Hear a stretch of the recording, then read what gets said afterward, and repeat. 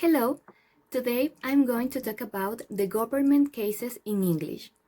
Government refers to the relation that a main word have and all the words derived from that main word in a sentence.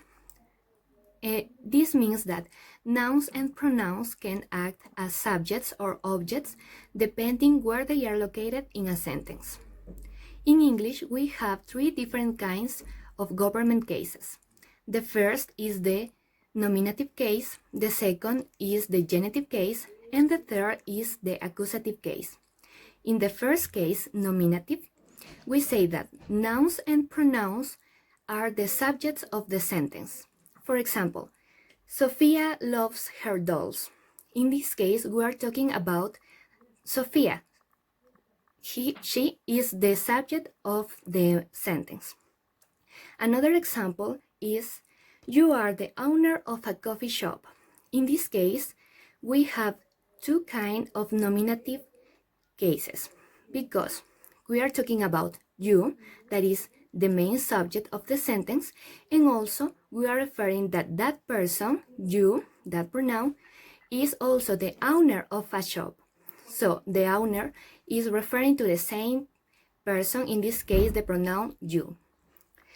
In the second case, genitive, we have three different forms that it can be presented in a sentence. The first is through apostrophes. For example, Samantha's cell phone.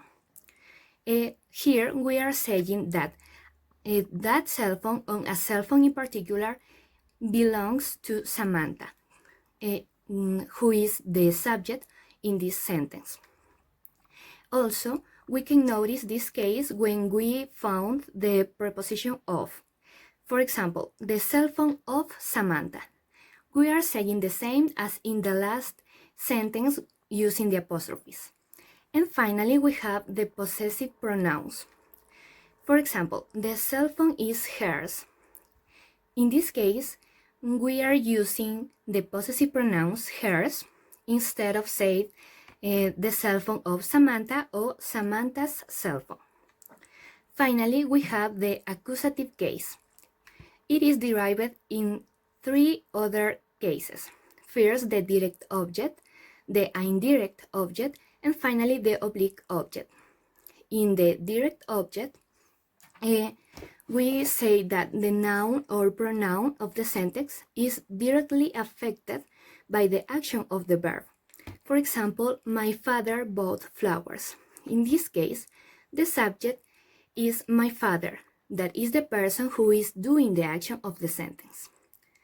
Second, in the indirect object, we say that the noun or the pronoun is the beneficiary of the action of the verb.